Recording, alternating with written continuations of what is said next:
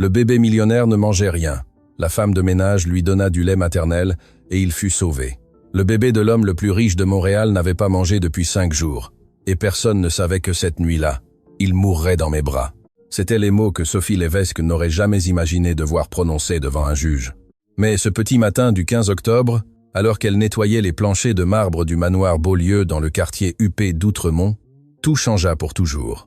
Sophie avait 24 ans et travaillait depuis à peine 3 mois comme aide domestique dans cette imposante résidence de 3 étages, avec des jardins qui semblaient tout droit sortis d'un magazine européen et des fontaines d'eau qui coûtaient plus que tout ce qu'elle avait gagné dans sa vie. Elle venait d'un petit village de la Gaspésie, où la pauvreté lui avait appris à valoriser chaque dollar, chaque opportunité. 6 semaines plus tôt, elle avait donné naissance à une petite fille, une magnifique bébé qui n'avait respiré que 4 heures avant que Dieu ne décide de la reprendre. Les médecins de l'hôpital de Montréal pour enfants avaient dit que c'était une malformation cardiaque congénitale. Sophie sentait toujours le poids de ses petits bras vides, le silence là où il devrait y avoir des pleurs, le lait que son corps continuait de produire sans avoir personne à nourrir. Elle avait désespérément besoin d'argent, les dettes des funérailles, le loyer de son minuscule appartement à Hochelaga-Maisonneuve, la pension qu'elle envoyait à sa mère malade à Rimouski. C'est pourquoi elle avait accepté le travail chez les Beaulieu, malgré la douleur qu'elle ressentait chaque fois qu'elle voyait les berceaux de luxe dans la chambre du nouvel héritier. Mathieu Beaulieu était le propriétaire de Beaulieu Entreprises, un empire d'investissement immobilier évalué à plus de 300 millions de dollars. Son visage apparaissait fréquemment en manchette de la presse et du Journal de Montréal. Un homme de 42 ans, aux cheveux foncés avec quelques mèches grises distinguées, une mâchoire forte et des yeux gris qui intimidaient quiconque croisait son chemin. Son épouse, Valérie Dubois de Beaulieu, était tout ce que Sophie n'était pas. Grande, mince, avec cet air de supériorité que seul l'argent hérité peut donner. Elle venait d'une famille aristocratique de Québec et n'avait jamais travaillé un jour de sa vie. Son monde tournait autour d'événements caritatifs, de spas exclusifs et de soupers dans des restaurants étoilés. Ils avaient eu leur premier enfant il y a à peine 2 semaines, Sébastien Beaulieu-Dubois, un bébé qui aurait dû être la joie de cette famille parfaite, mais qui devenait leur pire cauchemar. Cette nuit-là, Sophie passait l'aspirateur dans le couloir du 2e étage quand elle entendit des cris. Il était 2h du matin. Il venait de la chambre principale. « Je n'en peux plus, Mathieu. Je n'en peux plus. Cet enfant me gâche la vie. » La voix de Valérie sonnait hystérique, au bord de l'effondrement. « Calme-toi, s'il te plaît.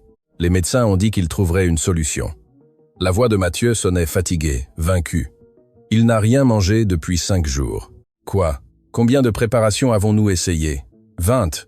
Il les refuse toutes. Il est en train de mourir, et tu me demandes de me calmer. » Sophie resta paralysée. Elle savait que quelque chose n'allait pas avec le bébé. Au cours des derniers jours, elle avait remarqué le défilé constant de pédiatres, de nutritionnistes spécialisés, et même un gastro-entérologue pédiatrique venu du CHU Sainte-Justine. « Les Fournier nous ont invités à Mont-Tremblant ce week-end. Tu réalises que je ne peux pas y aller? Tu réalises que je dois tout annuler parce que cet enfant ne veut pas manger ?» Valérie sanglotait, mais il y avait quelque chose d'étrange dans ses pleurs. Elle ne sonnait pas comme une mère inquiète. Elle sonnait comme quelqu'un d'ennuyé, de plein de ressentiment. « Valérie, c'est notre fils, c'est ton fils. Je ne voulais pas être enceinte encore. Tu as insisté. Tu as dit que nous avions besoin d'un héritier pour l'entreprise, pour conclure l'affaire avec les investisseurs de Dubaï. C'était ton idée. » Sophie sentit des nausées. Comment une mère pouvait-elle parler ainsi de son propre bébé? Elle donnerait n'importe quoi, tout ce qu'elle avait, pour avoir sa petite Éléonore de nouveau dans ses bras. Soudain, un pleur faible, très faible. C'était le bébé. C'est reparti. Je n'en peux plus. Je vais dormir dans la chambre d'amis. Fais quelque chose, toi. Valérie sortit en claquant la porte, passant devant Sophie sans même la regarder, dans sa robe de chambre en soie ivoire et ses pantoufles de designer. Sophie attendit quelques minutes. Les pleurs du bébé continuaient, de plus en plus faibles, de plus en plus désespérés. C'était un son qui lui déchirait l'âme. Elle connaissait ses pleurs. C'étaient les pleurs d'un enfant qui avait faim, qui avait besoin d'être nourri, qui avait besoin de sa mère. Mais sa mère était partie dormir. Elle prit une décision qui changerait tout. Elle s'approcha de la porte de la chambre principale et frappa doucement. « Monsieur Beaulieu, excusez-moi, avez-vous besoin d'aide ?» Mathieu ouvrit la porte. Il avait les yeux rougis, les cheveux en désordre, la chemise froissée. Il berçait maladroitement le bébé contre sa poitrine. Sébastien était si petit, si fragile. Sa peau avait pris une teinte pâle inquiétante. Sophie, je ne sais pas quoi faire. Il ne mange pas. Rien ne fonctionne. Les médecins ont dit que s'il n'acceptait pas de nourriture bientôt, sa voix se brisa. Cet homme puissant, capable de déplacer des millions avec une signature, s'effondrait devant l'impuissance de ne pas pouvoir sauver son fils. « Puis-je essayer quelque chose, monsieur ?» Sophie tendit les bras instinctivement. Mathieu la regarda surpris, mais le désespoir fut plus fort. Il lui remit le bébé. Dès que Sophie prit Sébastien dans ses bras, elle sentit quelque chose qu'elle n'avait pas ressenti depuis qu'elle avait perdu Éléonore. Une connexion. Le bébé cessa de pleurer un instant et ouvrit ses petits yeux sombres, la regardant comme s'il la reconnaissait, comme s'il savait qu'elle comprenait sa douleur, sa faim, son besoin. « Monsieur Beaulieu, il y a 6 semaines, j'ai eu un bébé.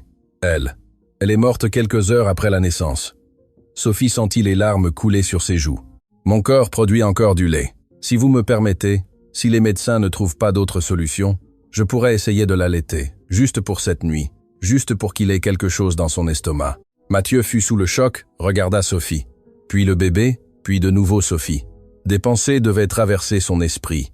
Le protocole, les classes sociales, ce que dirait son épouse, ce que penserait la société montréalaise.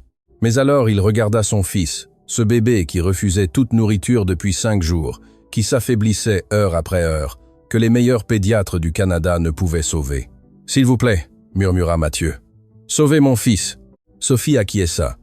Le bébé dans les bras, elle marcha vers le canapé de la chambre, s'assit et, les mains tremblantes, ajusta le chemisier de son uniforme bleu. Elle approcha le petit Sébastien de sa poitrine. Ce qui se produisit ensuite fut un miracle. Le bébé s'accrocha immédiatement. Avec une force que personne n'aurait imaginée dans son petit corps affaibli, il commença à téter, à se nourrir, à vivre. Mathieu se laissa tomber dans une chaise, se couvrant le visage avec les mains. Il pleurait. Il pleurait de soulagement, de gratitude, d'émotion qu'il ne savait comment gérer. Sophie regardait le bébé pendant qu'elle l'allaitait, sentant que ce vide terrible dans sa poitrine commençait à se remplir de nouveau. Ce n'était pas Éléonore, elle ne pourrait jamais remplacer sa fille. Mais à ce moment-là, tenant cet enfant qui avait autant besoin d'elle qu'elle avait besoin de lui donner vie, elle sentit que juste peut être. Ils pourraient tous deux se sauver mutuellement. Sébastien mangea pendant 20 minutes. Quand il se sépara finalement, il avait les lèvres humides de lait et une expression de paix absolue sur son petit visage. Il s'endormit dans les bras de Sophie, respirant profondément, tranquille.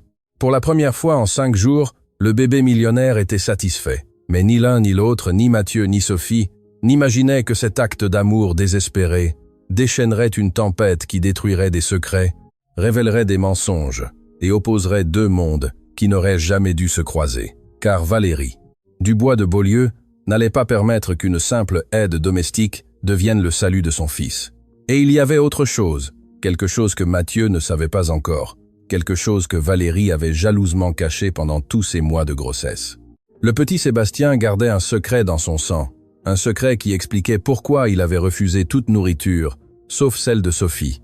Mais cela restait encore à découvrir. La lumière de l'aube entrait par les grandes fenêtres du manoir Beaulieu quand Valérie se réveilla dans la chambre d'amis.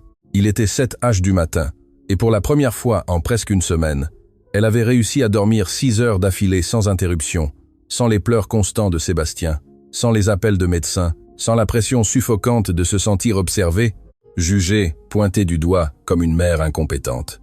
Elle se regarda dans le miroir, 38 ans, mais paraissait moins grasse aux traitements faciaux mensuels à la clinique esthétique de la rue Sherbrooke-Ouest. Ses cheveux blonds parfaitement lissés, sa peau sans une ride, grâce au botox stratégique. Elle avait retrouvé sa silhouette d'avant-grossesse en temps record, s'entraînant 3 heures par jour avec son entraîneur personnel. La grossesse avait été un cauchemar, non pas à cause des nausées ou des envies, mais parce que cela signifiait perdre le contrôle de son corps, de son image, de sa vie sociale. Mathieu avait tant insisté pour avoir un héritier. « Les investisseurs de Dubaï veulent voir de la stabilité familiale », disait-il. « Nous devons montrer la continuité dans les affaires. » Pour Valérie, Sébastien était plus une exigence commerciale qu'un enfant désiré. Elle enfila sa robe de chambre en cachemire importée d'Italie et marcha pieds nus vers la chambre principale. Elle s'attendait à trouver Mathieu épuisé, le bébé qui pleurait comme toujours, le même chaos habituel. Mais ce qu'elle vit la laissa paralysée. Mathieu était endormi dans le fauteuil près de la fenêtre avec une couverture sur les jambes et dans la chaise berçante en chêne qui coûtait 4 500 $. Sophie, l'aide domestique, tenait Sébastien contre sa poitrine. Le bébé dormait profondément avec les joues rougies, respirant tranquillement. Sur la petite table d'appoint, il y avait un moniteur de fréquence cardiaque que quelques médecins devaient avoir laissé, montrant des signes vitaux complètement normaux. Qu'est-ce que l'enfer se passe ici? La voix de Valérie retentit comme un fouet dans le silence de la chambre. Mathieu se réveilla en sursaut. Sophie ouvrit les yeux effrayés, serrant instinctivement le bébé contre elle dans un geste protecteur. « Valérie, je peux expliquer. » Mathieu se leva rapidement. « Expliquer quoi? Pourquoi cette femme est dans notre chambre? Pourquoi elle a mon fils ?» Valérie avança les poings serrés, son visage normalement contrôlé, maintenant déformé par la fureur. Le bébé était en train de mourir. Sébastien n'avait rien mangé depuis 5 jours. Aucune préparation ne fonctionnait. Sophie, elle a offert de l'aide. De quel genre d'aide? Valérie regarda Sophie avec un mépris absolu. Elle remarqua alors le chemisier de l'uniforme légèrement ouvert, les taches de lait sur le tissu et comprit. « Non, non, non, tu ne me dis pas que tu as permis à cet employé d'allaiter notre fils. Tu es complètement fou. » Elle était en train de lui sauver la vie. « Tu ne comprends pas ?» Les médecins ne savaient pas quoi faire. Le docteur Leclerc a dit que s'il ne mangeait pas bientôt, nous devrions l'hospitaliser avec une alimentation intraveineuse. Il aurait pu subir des dommages permanents. Alors, tu l'aurais emmené à l'hôpital. Mais pas ça. Tu as idée de ce que les gens vont dire s'ils le savent. Les Dubois, les investisseurs, nos amis. Ce sera un scandale. Sophie se leva lentement avec Sébastien toujours endormi dans ses bras. Sa voix sonna plus ferme qu'elle ne le sentait. « Madame Beaulieu, je voulais seulement aider. Le bébé avait faim. J'ai perdu ma fille il y a peu, et mon corps produit encore du lait. Je ne voulais pas vous offenser ni vous causer de problèmes. Je voulais seulement que l'enfant vive. » Valérie la regarda de haut en bas avec ce dédain que seul quelqu'un élevé dans la richesse peut perfectionner. « Ta fille? Comme c'est commode. Et qui me garantit que tu n'as pas une maladie? Des drogues dans ton système? De l'alcool? On ne sait rien de toi, de ta vie, de ton peuple. Valérie, ça suffit. » Mathieu s'interposa entre les deux femmes. Sophie a passé tous les examens médicaux quand nous l'avons embauchée. Elle est complètement saine et grâce à elle, notre fils est vivant et bien nourri pour la première fois en presque une semaine. Comme s'il voulait confirmer les paroles de son père, Sébastien s'étira dans les bras de Sophie et émit un petit son satisfait, sans se réveiller. Il avait l'air complètement différent du bébé pâle et affaibli de la nuit précédente. Il avait des couleurs aux joues, respirait profondément et avait même pris un peu de poids en ces quelques heures. Valérie serra la mâchoire. Elle détestait l'admettre, mais Mathieu avait raison. Le bébé avait l'air mieux, beaucoup mieux. « D'accord, » dit-elle finalement d'une voix froide. « Mais ça s'arrête maintenant. J'appellerai le docteur Roy, le pédiatre de la famille royale. Si quelqu'un peut trouver une préparation qui fonctionne, c'est lui. Nous n'avons pas besoin des services alternatifs de l'employé. Maman. » Une voix enfantine retentit depuis la porte. C'était Alexia, la fille de 7 ans du premier mariage de Mathieu. Une petite fille mince aux cheveux foncés et aux yeux curieux, identiques à ceux de son père. « Pourquoi vous criez? J'ai réveillé le bébé Sébastien. »« Retourne dans ta chambre, Alexia, » ordonna Valérie avec dureté. Elle n'avait jamais connecté avec la fille de Mathieu, cette petite fille qui lui rappelait constamment qu'elle n'était pas la première épouse, la première famille. « Mais je veux voir mon petit frère. Papa a dit qu'il était malade. » Mathieu marcha vers sa fille et l'embrassa. « Il va mieux, princesse, beaucoup mieux. » Mademoiselle Sophie l'a aidé. Alexia regarda Sophie avec ses yeux profonds qui semblaient voir plus que ce qu'une enfant de 7 ans devrait voir. « Tu as guéri, mon petit frère ?» Sophie acquiesça avec un sourire triste. « Je l'ai seulement nourri, petite. »« Comme font les mamans, » dit Alexia avec innocence. Puis elle regarda Valérie. « Pourquoi tu ne l'as pas nourri ?» Le silence qui suivit fut assourdissant. Valérie se radit, son visage rougissant de honte et de colère. Mathieu toussa mal à l'aise. Sophie baissa les yeux. « Parce qu'il y a différentes façons de nourrir un bébé, Alexia, » dit finalement Mathieu. « Parfois nous utilisons des biberons avec une préparation spéciale.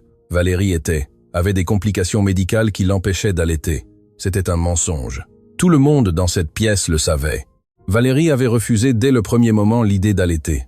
Ça ruine les seins, avait-elle dit, et en plus c'est primitif. Pour ça, il y a les préparations modernes.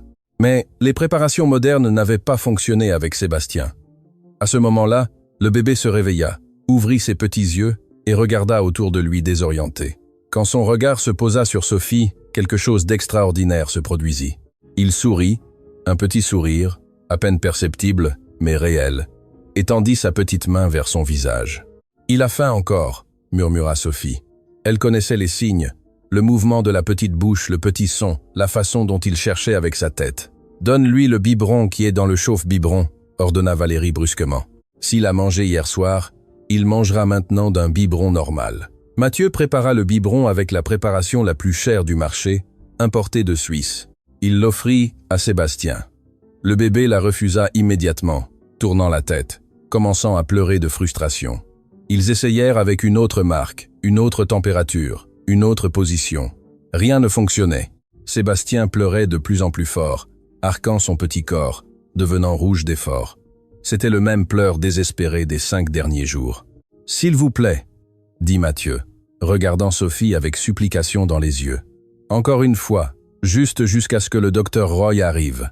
Valérie allait protester, mais Alexia la devança. « Laisse-la, maman Valérie. Le bébé a faim.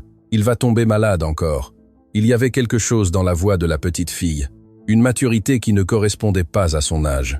Valérie la regarda avec irritation, mais elle ne dit rien. Sophie s'assit de nouveau dans la chaise berçante. Avec des mouvements doux et naturels, elle approcha le bébé de sa poitrine. Sébastien se calma instantanément et commença à se nourrir. Ses petits poings se relâchant, sa respiration devenant profonde et régulière. Mathieu exhala soulagé. Alexia sourit. Valérie quitta la chambre en claquant la porte.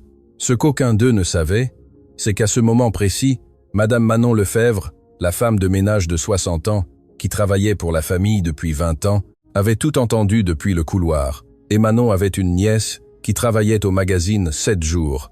Pour l'après-midi suivante, la moitié de Montréal parlerait du scandale au manoir Beaulieu. Mais il y avait autre chose, quelque chose de beaucoup plus sombre. Pendant que Sébastien se nourrissait en paix dans les bras de Sophie dans une clinique privée de l'autre côté de la ville, le docteur, Jean-Luc Leclerc, révisait les résultats des tests sanguins qu'il avait prélevés au bébé quelques jours plus tôt. Ses mains tremblaient pendant qu'il lisait les données sur l'écran de son ordinateur. Le groupe sanguin de Sébastien ne correspondait pas à celui de ses parents, ce qui était génétiquement impossible, à moins que l'un d'eux ne soit pas réellement son père biologique. Et le docteur Leclerc venait de découvrir qui était le vrai père de Sébastien Beaulieu. Il prit le téléphone avec des mains tremblantes et composa un numéro qu'il avait gardé depuis des mois, un numéro qu'il n'aurait jamais pensé devoir utiliser. « Bon après-midi », dit-il, quand on répondit de l'autre côté. « J'ai besoin de parler à monsieur François Duval. Dites-lui que j'ai des informations sur son fils. » Au manoir Beaulieu, pendant que le soleil d'octobre entrait par les fenêtres illuminant le visage paisible de Sébastien, personne n'imaginait que la vérité était sur le point d'éclater, et que quand elle le ferait, elle détruirait tout sur son passage. François Duval reçut l'appel du docteur Leclerc, pendant qu'il dînait au restaurant Européa, l'un des établissements les plus anciens de Montréal. Il était associé majoritaire d'Investissement Méditerranée, le principal concurrent de Beaulieu Entreprises. Un homme de 45 ans, aux cheveux châtains, à la complexion athlétique et à un sourire qui avait conquis des douzaines de femmes mariées de la haute société montréalaise, y compris Valérie Dubois de Beaulieu. « Tu es complètement sûr ?» demanda François à voix basse, s'éloignant de sa table vers les toilettes privées du restaurant. « Les analyses ne mentent pas, monsieur Duval. Le groupe sanguin AB, négatif du bébé, ne peut provenir que de vos gènes. Mathieu Beaulieu est O positif. Il est biologiquement impossible qu'il soit le père. » François s'appuya contre le mur de marbre, traitant l'information. 10 mois plus tôt, il avait eu une liaison orageuse avec Valérie. Ils s'étaient rencontrés lors d'un gala de bienfaisance à l'hôtel Bonaventure. Elle s'ennuyait de son mariage parfait et prévisible.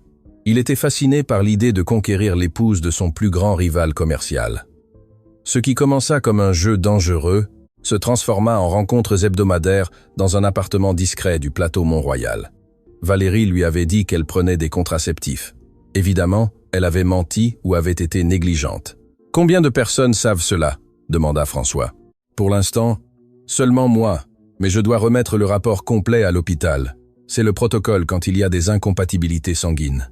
Quelqu'un d'autre le verra éventuellement. Combien tu veux ?» Il y eut un silence de l'autre côté de la ligne. Puis le docteur Leclerc mentionna un chiffre, 75 000 $, pour ton silence et pour modifier les dossiers médicaux. « C'est fait, » dit François. « Je te transférerai l'argent cet après-midi, mais écoute-moi bien, Leclerc. Si un seul mot de cela se répand, non seulement tu perdras ta licence médicale. J'ai des contacts qui peuvent te rendre la vie très difficile. Compris ? Compris, monsieur Duval. François raccrocha et se regarda dans le miroir. Il avait un fils, un héritier. Le bébé qui portait le nom de Beaulieu était le sien. L'ironie était délicieuse et terrifiante à la fois. Pendant ce temps, au manoir d'Outremont, Sophie avait été temporairement transférée dans une chambre de service, au même étage que la pouponnière de Sébastien. Mathieu avait insisté. Si le bébé n'acceptait que son lait, il fallait qu'elle soit près de lui 24 heures sur 24. Valérie avait explosé à cette suggestion. « Tu prétends que cette femme vive à notre étage, dans les chambres familiales ? C'est temporaire, Valérie, juste jusqu'à ce que nous trouvions une solution. La solution est de trouver une préparation qui fonctionne. Le docteur Roy viendra demain. Il réglera ça. » Mais au fond, Valérie savait qu'aucune préparation ne fonctionnerait. Il y avait quelque chose chez Sébastien, quelque chose qu'elle ne comprenait pas, qui le connectait à Sophie d'une manière inexplicable. Cette nuit-là, pendant que Sophie nourrissait Sébastien pour la 5e fois de la journée, Mathieu entra dans la chambre avec 2 tasses de thé. « J'ai pensé que tu en aurais besoin, » dit-il en lui offrant une. Tisane. Ma grand-mère disait que ça aidait à la production de lait. Sophie accepta la tasse avec un sourire timide. « Merci, monsieur Beaulieu, c'est très gentil. Appelle-moi Mathieu, s'il te plaît. Après tout ce que tu as fait pour mon fils, je crois que nous pouvons nous passer des formalités. » Il s'assit dans le fauteuil devant elle. Pour la première fois, Sophie le vit sans le costume d'exécutif, sans le masque d'homme d'affaires puissant. Il portait un jean et un simple chandail de laine. Il avait l'air fatigué, vulnérable, humain. « Comment s'appelait ta fille ?» demanda Mathieu doucement. Sophie sentit le nœud familier dans sa gorge. Éléonore. Éléonore Lévesque est née le 28 août à 3h du matin. Elle pesait 9 kilos. Elle avait les cheveux noirs comme les miens et les yeux. Je n'ai jamais su de quelle couleur seraient ses yeux. Elle les a fermés avant que je puisse bien les voir. Je suis vraiment désolé, Sophie. Je ne peux pas imaginer cette douleur. C'est comme si une partie de moi était morte avec elle. Les médecins ont dit que son cœur n'était pas bien formé, qu'il n'y avait rien à faire, mais je l'ai senti bouger en moi pendant 9 mois. J'ai entendu ses battements. J'ai rêvé de son avenir et puis, en quelques heures, tout a disparu. Mathieu se pencha en avant, appuyant ses coudes sur ses genoux. Le père ? Il n'y a pas de père ? Eh bien, si, il y en a un, mais il est parti quand je lui ai dit que j'étais enceinte. C'était un serveur dans le restaurant où je travaillais avant. Il a dit qu'il n'était pas prêt à être père, qu'il était trop jeune. Il avait 26 ans. Sophie rit sans humour. J'avais 24 ans et j'étais terrifiée, mais je n'ai pas fui. Tu es très courageuse. Je ne suis pas courageuse. Je fais juste ce que je dois faire pour survivre, comme venir à Montréal, travailler dans des maisons étrangères, nettoyer les salles de bain de gens qui ne me regardent même pas dans les yeux. « Je te regarde dans les yeux, » dit Mathieu. Et c'était vrai. Ses yeux gris l'observaient avec une intensité qui la rendait mal à l'aise et réconfortée à la fois. Sébastien finit de manger et rôta doucement. Sophie rit et le berça dans ses bras. Le bébé la regardait avec une adoration absolue, ses petits doigts s'accrochant à son chemisier bleu. « C'est étrange, » murmura Sophie. « Quand je le nourris, j'ai l'impression que, comme si Éléonore était là d'une certaine manière, comme si, à travers Sébastien, elle continuait de vivre un peu. » Mathieu déglutit. Il y avait quelque chose de profondément émouvant dans cette scène. Cette jeune femme qui avait tout perdu, donnant vie à son fils avec une générosité qu'elle n'avait aucune obligation d'offrir. « Je te paierai plus, » dit-il soudain, « le triple de ton salaire actuel, et tu auras une assurance médicale privée, des vacances payées, tout ce dont tu auras besoin. Vous n'avez pas à faire ça, monsieur Mathieu. Je le fais parce que je veux aider. Je sais, et c'est précisément pourquoi je veux le faire. Tu es. » Il chercha les mots justes. Tu es exactement le genre de personne dont Sébastien a besoin dans sa vie. À ce moment, la porte s'ouvrit brusquement. C'était Valérie, vêtue d'un ensemble de sport Lululemon qui coûtait plus que le salaire mensuel de Sophie. Elle venait de rentrer de son cours privé de pilates. « Quelle scène émouvante !» dit-elle avec sarcasme, le maître de maison prenant le thé avec l'employé. « Et ensuite, Mathieu ? Souper ensemble ? Peu ? Être allé au théâtre ? Valérie, ne commence pas. » Non, Mathieu, ne commence pas. C'est déjà suffisamment humiliant que cette femme allaite notre fils. Maintenant, tu dois aussi en faire ta confidente. Sophie se leva avec Sébastien endormi sur son épaule.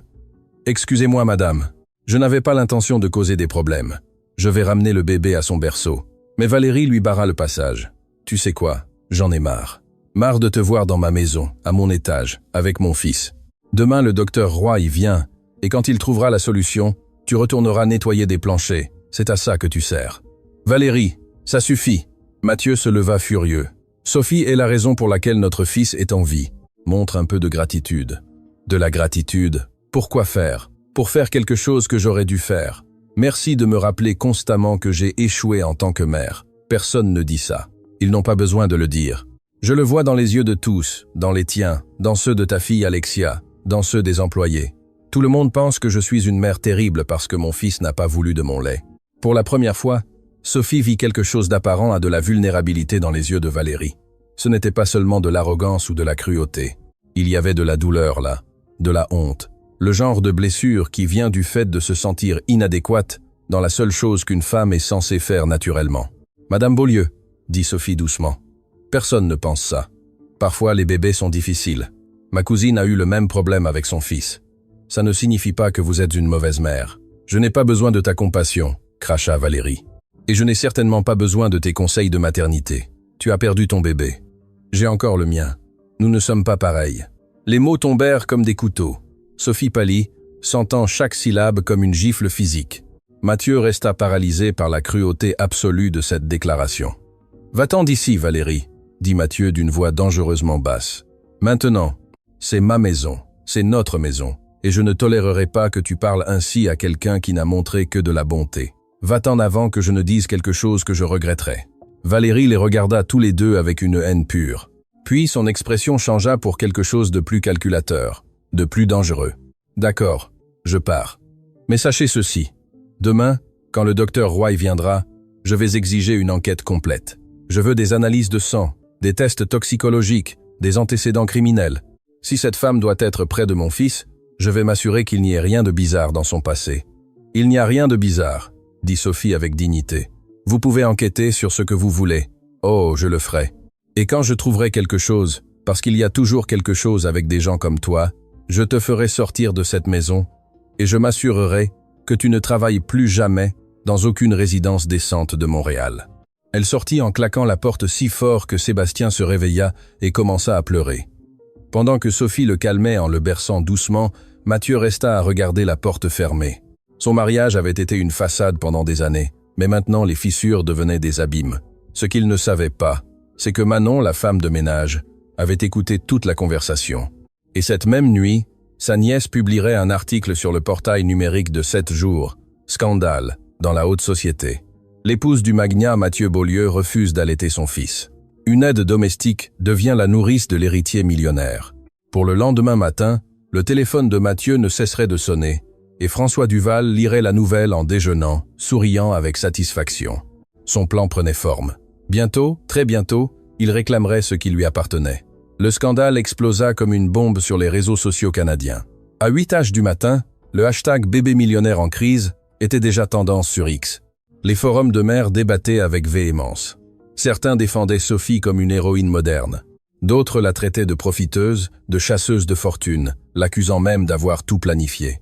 Mathieu découvrit l'article quand son assistante personnelle, Robert, l'appela à 7h30 du matin. « Monsieur Beaulieu, nous avons un problème, un très gros problème. » Sur l'écran de son mobile, Mathieu lut le titre. « Une aide domestique allaite le fils du millionnaire Mathieu Beaulieu après que son épouse ait refusé de le faire. » L'article était accompagné d'une photographie floue, clairement prise avec un téléobjectif depuis un point du jardin, où l'on voyait Sophie dans la chaise berçante près de la fenêtre avec Sébastien dans les bras. On ne voyait pas explicitement l'acte d'allaiter, mais la position et le contexte étaient indubitables. « Comment diable ont-ils obtenu ça ?» rugit Mathieu. « Les réseaux sont en folie, monsieur. Les médias internationaux reprennent déjà l'histoire. Radio-Canada, CBC, même The Globe and Mail demandent des déclarations. » Mathieu descendit les escaliers de marbre 4 à 4. Il trouva Valérie dans la cuisine gourmet, buvant son jus vert matinal tout en naviguant sur son iPad. Son visage était pâle de fureur. « Tu l'as déjà vu ?» lui cracha-t-elle sans même le saluer. « Je viens de l'apprendre. Valérie, nous devons gérer cela avec prudence. Une déclaration erronée, et... » Une déclaration erronée ? Mathieu, nous sommes la risée de tout le Canada. Mes amis m'ont déjà envoyé 20 messages. La présidente du club de bienfaisance vient de m'appeler pour offrir son soutien, ce qui est sa manière élégante de dire qu'elle veut des commérages. La porte de la cuisine s'ouvrit. Sophie entra avec Sébastien qui venait de se réveiller. En voyant les expressions sur les visages de Mathieu et Valérie, elle s'arrêta net. « Il se passe quelque chose ?» Valérie laissa échapper un rire hystérique. « Bien sûr qu'il se passe quelque chose. Tu es célèbre, Sophie. Tout le Canada parle de toi. La petite employée qui a sauvé le pauvre bébé riche de la mère vaniteuse et cruelle. Quoi? Sophie pâlit. Mathieu lui montra son téléphone. Sophie lut l'article et sentit ses jambes trembler. Les larmes commencèrent à couler sur ses joues. Je ne parlerai jamais à la presse. Vous devez me croire, monsieur Beaulieu. Je n'ai jamais. Je sais, dit Mathieu avec fermeté. Je sais que ce n'était pas toi. Quelqu'un dans cette maison a parlé, comme si elle avait été convoquée par magie noire. Manon entra à ce moment-là avec un plateau de toast. Son expression était prudente, coupable. Mathieu la regarda directement dans les yeux. « Manon, tu sais quelque chose à ce sujet ?» La femme de 60 ans baissa les yeux. « Je n'ai pas parlé directement à la presse, monsieur Beaulieu, mais il est possible que j'ai mentionné quelque chose à ma nièce. Elle travaille au magazine 7 jours, compléta Mathieu. Tu travailles ici depuis 20 ans, Manon. 20 ans pendant lesquels cette famille t'a fait confiance, et c'est ainsi que tu nous remercies. Ce n'était pas avec de mauvaises intentions. J'ai pensé que les gens devraient savoir la vérité sur la façon dont mademoiselle Sophie a sauvé le bébé. Elle mérite d'être reconnue. » « Reconnue » cria Valérie. « Tu lui as donné de la reconnaissance en nous transformant en spectacle de cirque. Tu as idée des dégâts que tu as causés ?» Manon commença à pleurer. « Je suis désolé. Je suis vraiment désolé. Je ne pensais pas que… »« Tu es renvoyé, » dit Valérie avec froideur. « Ramasse tes affaires et sors de cette maison avant midi. »« Valérie, attends, » intervint Mathieu. « Manon a une famille qui dépend d'eux. Je m'en fiche. Où elle part, où je pars. Tu décides. » Mathieu serra la mâchoire, regarda Manon avec regret. « Je suis désolé, Manon, mais tu vas devoir partir. Nous te payerons 3 mois d'indemnité et une lettre de recommandation, mais après ça, tu ne peux pas rester. » Manon acquiesça en sanglotant et sortit de la cuisine. À ce moment-là, la sonnette du manoir retentit. C'était le docteur. Charles Roy, le pédiatre de la famille royale canadienne, un homme de 60 ans aux cheveux complètement blancs et à la réputation impeccable. Mathieu le fit entrer dans le salon principal où Sophie attendait avec Sébastien. « Docteur Roy, merci d'être venu avec si peu de préavis. »« Bien sûr, Mathieu. J'ai entendu parler de la situation assez inhabituelle. » Il regarda Sophie avec une curiosité professionnelle, pas avec jugement. « Vous devez être la jeune femme qui a nourri le petit. »« Oui, docteur. Mon nom est Sophie Lévesque. » Le docteur examina Sébastien avec soin, vérifia ses signes vitaux, son poids, la couleur de sa peau, ses réflexes. Après 20 minutes, il retira son stéthoscope et sourit. « Ce bébé est en excellente santé. Il a pris 200 G au cours des 3 derniers jours, ce qui est remarquable étant donné qu'il perdait du poids auparavant. Ses signes vitaux sont parfaits. »« Alors, pourquoi refuse-t-il toute préparation ?» demanda Valérie. « Il y a des cas documentés de bébés qui développent des préférences très spécifiques. Certains refusent certains goûts, textures ou même températures. Dans de rares cas, le lien émotionnel avec la personne qui les nourrit joue également un rôle important. » Il regarda Sophie. « Clairement, ce bébé se sent en sécurité avec vous. Mais il doit y avoir une préparation qui fonctionne, » insista Valérie. « Nous pouvons essayer. J'ai accès à des préparations spécialisées qui ne sont pas disponibles commercialement. Cependant, je dois être honnête avec vous. » Il se tourna vers Mathieu et Valérie. « Si le bébé prospère avec le lait maternel, c'est objectivement la meilleure option nutritionnelle. Aucune préparation, aussi avancée soit-elle, ne peut reproduire complètement les anticorps et les nutriments du lait humain. Mais cela ne peut pas continuer indéfiniment, protesta Valérie. C'est inapproprié. Inapproprié de sauver la vie d'un enfant? Le docteur Roy la regarda sévèrement. Madame Beaulieu, j'ai vu beaucoup de choses en 40 ans de pratique médicale, et je vous assure qu'une femme généreuse partageant son lait avec un bébé qui en a besoin n'est pas près d'être la chose la plus inhabituelle. C'est, en fait, l'une des choses les plus belles et humaines que j'ai vues. Valérie serra les lèvres, mais ne dit rien. Ma recommandation professionnelle est la suivante. Continuez avec l'arrangement actuel pendant au moins 2 mois de plus. D'ici là, Sébastien pourra commencer à consommer des aliments solides, et la transition sera plus facile. En attendant, nous essaierons d'introduire progressivement un biberon par jour, très lentement, pour qu'il s'y habitue. Mathieu acquiesça. Merci, docteur. Après le départ du docteur Roy, Valérie se tourna vers Mathieu, les yeux flamboyants. 2 mois. Il veut que cela continue 2 mois de plus. C'est le mieux pour Sébastien. Et qu'en est-il de ce qui est le mieux pour moi, pour nous, pour notre réputation? Notre réputation se rétablira. Notre fils n'a pas de rechange. Valérie prit son sac Birkin sur la table.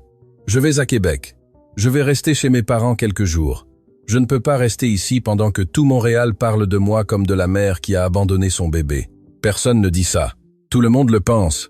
Et toi, dit-elle en pointant Sophie qui était restée silencieuse pendant tout l'échange. Toi, tu resteras ici dans ma maison à nourrir mon fils, à prendre ma place. Madame Beaulieu, je n'ai jamais, commença Sophie. Ne me parle pas. Je ne veux pas entendre ta voix. Valérie sortit en claquant la porte si fort qu'elle fit trembler les cadres au mur. Mathieu se laissa tomber sur le canapé, se couvrant le visage avec les mains. Sébastien, inconscient du drame, dormait paisiblement dans les bras de Sophie. « Je suis désolé, » murmura Mathieu. « Je suis désolé que tu traverses ça. Rien de tout ça n'est de ta faute. Peut-être devrais-je partir. Trouver un autre travail. Vous pouvez trouver une nourrice professionnelle. Quelqu'un qui… » « Non. » Mathieu leva les yeux. « Ne pars pas. Sébastien a besoin de toi et moi. J'ai aussi besoin de toi ici. » Il y avait quelque chose dans sa façon de le dire, quelque chose qui fit battre plus vite le cœur de Sophie. Ce n'était pas approprié. Il était son employeur, un homme marié, millionnaire. Elle n'était qu'une aide domestique d'un village perdu de la Gaspésie. Mais à ce moment-là, se regardant dans les yeux avec un bébé endormi entre eux, tous deux sentirent que quelque chose avait changé irrévocablement. Ce qu'aucun ne savait, c'est que François Duval était à ce moment précis dans son bureau du boulevard René-Lévesque, lisant le même article avec un sourire satisfait. Il appela son avocat personnel, Dubois. « Émile, j'ai besoin que tu prépares des documents. Je vais demander un test de paternité. Il est temps que Mathieu Beaulieu connaisse la vérité sur son héritier parfait. » Et au sous-sol du manoir Beaulieu, Manon faisait ses valises les larmes aux yeux. Avant de partir, elle écrivit une note qu'elle glissa sous la porte de la chambre de Sophie. « Je suis désolé pour tout, mais il y a quelque chose que tu dois savoir. Madame Valérie a des secrets qui expliquent pourquoi elle déteste tant que tu sois ici. Demande-lui à propos de François Duval. Demande-lui ce qu'elle faisait à l'hôtel Bonaventure tous les mercredis après-midi, il y a 1 an. » Sophie trouverait cette note 3 heures plus tard, et quand elle le ferait, elle commencerait à comprendre que Sébastien n'était pas seulement un bébé rejeté par sa mère. C'était le secret vivant d'une trahison qui était sur le point de détruire 2 familles. Sophie trouva la note de Manon quand elle revint à sa chambre après avoir couché Sébastien pour sa sieste de l'après-midi. Le papier plié était par terre, près de la porte. Ses mains tremblèrent pendant qu'elle lisait les mots écrits à la hâte. François Duval. Hôtel Bonaventure. Mercredi après-midi. Qui était François Duval? Le nom lui semblait vaguement familier, comme quelque chose qu'elle avait entendu dans des conversations de couloir entre les employés. Elle sortit son téléphone portable et chercha sur Google. La première chose qui apparut fut une photographie d'un homme élégant en couverture d'actualité économique, François Duval, le requin des investissements qui menace l'empire Beaulieu. L'article datait d'il y a 6 mois et parlait de la féroce concurrence entre Investissement Méditerranée et Beaulieu Entreprises pour un contrat millionnaire à Québec. Sophie continua de chercher. Elle trouva des photographies sociales. François dans des galas de bienfaisance, François lors d'inauguration d'hôtels de luxe. Et puis elle vit une image qui lui glaça le sang. François Duval et Valérie Dubois, ensemble à un souper de la Croix-Rouge il y a 11 mois. Il avait la main dans son bas du dos. Elle souriait d'une manière que Sophie ne lui avait jamais vu sourire à Mathieu. « Mon Dieu !» murmura-t-elle. Un coup à la porte la fit sursauter. C'était Alexia, la fille de Mathieu. « Sophie, je peux entrer ? Je veux voir mon petit frère. »« Bien sûr, ma petite. Mais il dort. » Alexia entra et s'assit sur le bord du lit, regardant vers le berceau où Sébastien se reposait. C'était une petite fille mature pour ses 7 ans, avec ses yeux qui semblaient comprendre trop de choses. « Ma maman est partie, » dit Alexia soudainement. « Ma vraie maman, je veux dire, est morte quand j'avais 3 ans. Un cancer. » Sophie s'assit à côté d'elle. « Je suis vraiment désolée, ma chérie. Papa a été très triste pendant longtemps. Puis il a rencontré Valérie il y a 2 ans. Elle est jolie, mais elle n'est pas câline comme l'était ma maman. Elle ne me serre jamais dans ses bras. Elle ne joue jamais avec moi. Parfois, les adultes expriment l'amour de différentes manières. « Tu crois que Valérie aime Sébastien ?» demanda Alexia avec cette brutalité honnête d'enfant. Sophie ne sut que répondre. Avant qu'elle ne puisse le faire, Alexia continua. « J'ai entendu Valérie parler au téléphone il y a quelques mois. Elle pleurait. Elle disait qu'elle avait fait une erreur terrible, qu'elle ne savait pas quoi faire, qu'il ne pouvait pas le savoir. Qui ne pouvait pas le savoir? Je ne sais pas, mais je crois qu'elle parlait de papa. » Alexia la regarda avec des yeux très sérieux. « Tu crois que Valérie a des secrets ?» Avant que Sophie ne puisse répondre, la porte s'ouvrit brusquement. C'était Mathieu, le visage décomposé. Sophie, j'ai besoin de te parler. Alexia, va dans ta chambre, s'il te plaît. Mais papa. Maintenant, princesse. Alexia sortit en traînant des pieds. Mathieu ferma la porte et s'appuya contre elle, comme s'il avait besoin du support physique pour ne pas s'effondrer. Je viens de recevoir une notification légale. François Duval demande un test de paternité pour Sébastien. Le monde de Sophie s'arrêta. Qu'est-ce qu'il dit? Qu'il a des preuves qu'il est le père biologique, qu'il a eu une relation avec Valérie, que Sébastien est son fils, pas le mien. Mathieu glissa le long de la porte jusqu'à être assis par terre, la tête entre les mains. Tu comprends ce que cela signifie? Si c'est vrai, si Sébastien n'est pas le mien. Sa voix se brisa. Sébastien, ce magnifique bébé qui dort là, pourrait ne pas être le mien. Même s'il ne l'était pas biologiquement, tu es son père. Tu étais là. Tu t'es préoccupé pour lui quand il était malade. Tu es celui qui l'aime. Mathieu leva les yeux. Ses yeux gris étaient remplis de larmes. Comment se fait-il que toi, qui as tant souffert, qui as perdu ta propre fille, tu puisses être si sage et généreuse? Parce que la douleur m'a appris ce qui compte vraiment. Et ce n'est pas le sang, c'est l'amour. Ils se regardèrent un long moment. Mathieu serra les mains de Sophie. J'ai appelé Valérie. Je lui ai exigé de revenir à Montréal immédiatement, de me donner des explications. Elle a raccroché. Et qu'est-ce que tu vas faire? Je vais me soumettre au test de paternité. J'ai besoin de savoir la vérité, même si elle me détruit. Il se leva, aidant Sophie à se lever aussi. Mais il y a autre chose que je dois te dire. Peu importe ce que je découvre, peu importe qui est le père biologique de Sébastien, je ne permettrai pas à François Duval de le prendre. Ce bébé reste avec moi. À ce moment, Sébastien se réveilla en pleurant. Sophie s'approcha du berceau et le prit dans ses bras. Le bébé se calma immédiatement en la reconnaissant. Mathieu les observa, mère et fils, même s'ils ne l'étaient pas par le sang. Il y avait plus d'amour dans cette image que dans tout ce qu'il avait vu dans son mariage avec Valérie. « Sophie, il y a quelque chose que je veux te demander, et j'ai besoin que tu sois complètement honnête avec moi. » « Bien sûr. Pourquoi le fais-tu? Pourquoi restes-tu ici supportant les mépris de Valérie, les regards des gens, le scandale? Tu pourrais partir, trouver du travail dans une autre maison où tu serais traité avec respect. » Sophie regarda le bébé dans ses bras. Sébastien l'observait avec ses yeux sombres, remplis d'une confiance absolue. Parce que quand je nourris Sébastien, quand je le regarde, je sens que ma fille n'est pas morte en vain. Je sens que sa brève vie a eu un but, me préparer à sauver ce bébé. Et de plus, elle fit une pause en se mordant la lèvre. Il compte pour moi, il compte beaucoup. Ce n'est pas seulement un travail. Tu te soucies de Sébastien? Ou aussi? Mathieu laissa la question en suspens. Mais ses yeux disaient tout. Sophie sentit la chaleur lui monter au visage. Monsieur Beaulieu. Mathieu, s'il te plaît, appelle-moi Mathieu. Mathieu, ce ne serait pas approprié. Vous êtes mon employeur. Vous êtes marié. Mon mariage a pris fin bien avant que tu n'arrives, sauf que je ne voulais pas le voir. Valérie et moi n'étions jamais faits l'un pour l'autre. C'était un arrangement pratique qui est devenu de plus en plus inconfortable avec le temps. Néanmoins, la conversation fut interrompue par la sonnette du manoir.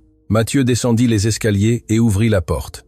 C'était un messager avec une enveloppe officielle. « Monsieur Mathieu Beaulieu? Oui, citation à comparaître. Vous devez vous présenter lundi prochain pour le test de paternité. Voici tous les détails. » Mathieu prit l'enveloppe les mains tremblantes. Le messager partit. Quand Mathieu ouvrit le document, il trouva autre chose à l'intérieur. Une photographie. C'était Valérie et François, s'embrassant passionnément dans ce qui semblait être le hall de l'hôtel Bonaventure. La date indiquait le 15 janvier, exactement 9 mois avant la naissance de Sébastien. Mathieu sentit que le sol bougeait sous ses pieds.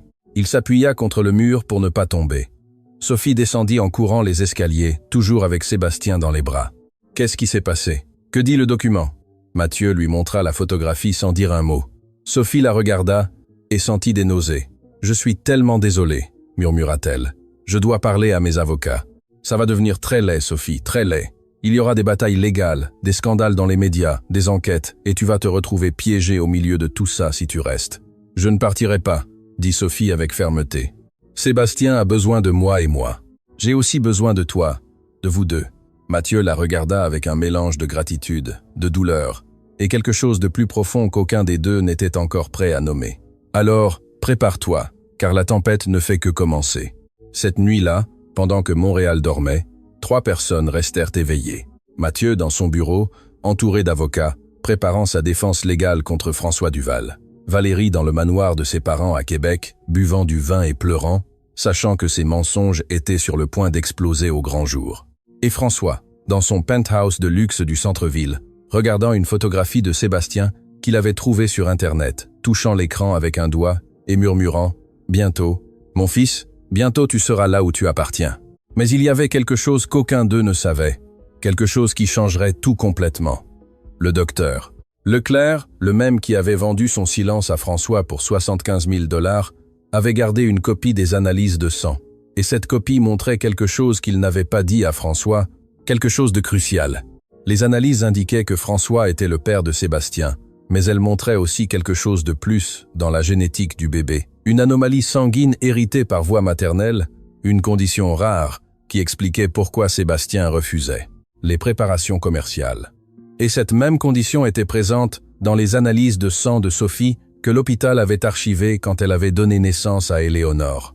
C'était une condition qui se présentait chez moins de 0,01% de la population canadienne.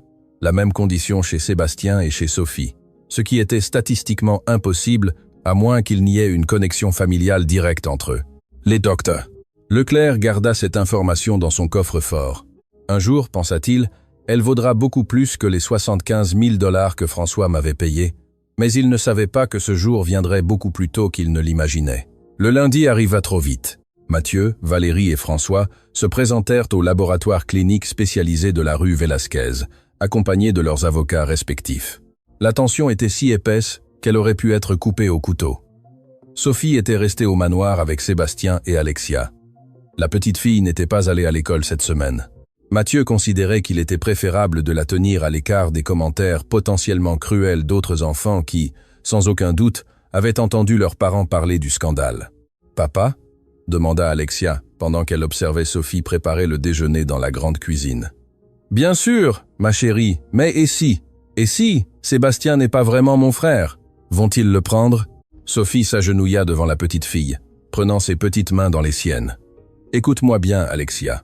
Ton papa aime Sébastien de tout son cœur. Peu importe ce que disent les papiers, ce bébé est ton frère, et ton papa fera tout son possible pour que vous restiez ensemble.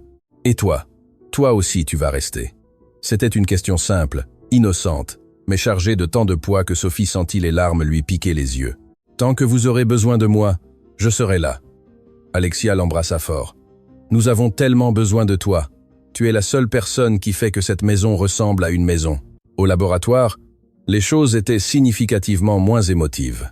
Valérie était arrivée avec 30 minutes de retard, portant des lunettes de soleil sombre et un manteau de vison, malgré le fait qu'octobre à Montréal était relativement doux. « Tu es en retard », dit Mathieu d'une voix glaciale quand elle apparut finalement. « Le trafic depuis Québec était horrible. Tu aurais pu rentrer hier soir comme je te l'ai demandé. Je n'avais pas envie de te voir. » François observait l'échange avec une satisfaction à peine dissimulée. Il portait un costume Armani gris foncé qui avait coûté plus de 7 500 $.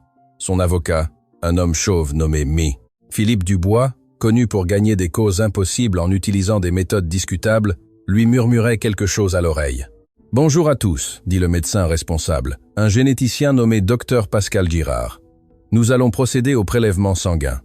Le processus est simple et indolore. Les résultats seront prêts dans 72 heures. Vous ne pouvez pas l'accélérer ?» demanda François. « Je payerai ce qu'il faut. Les processus scientifiques ne peuvent être hâtés, monsieur Duval. La précision est plus importante que la vitesse. » Un par un, on leur prit des échantillons de sang. Mathieu fut le premier, le visage impassible, mais les jointures blanches, à force de serrer les poings. Valérie passa après, évitant de regarder quiconque dans les yeux. François fut le dernier, souriant avec confiance. « Nous avons aussi besoin d'un échantillon du bébé, » indiqua le docteur Girard. « Est-ce absolument nécessaire ?» demanda Mathieu. « C'est un nouveau-né. Je crains que oui, mais nous utiliserons une aiguille très fine. Ce sera rapide. » Mathieu appela Sophie. « Peux-tu amener Sébastien au laboratoire? Ils ont besoin d'un échantillon de sang. » 30 minutes plus tard, Sophie arriva avec le bébé. En entrant dans la salle d'attente du laboratoire, la tension était palpable. Valérie la regarda avec dédain. François cependant l'observa avec curiosité. « Alors, c'est vous la célèbre nourrice, » dit François, se levant et s'approchant.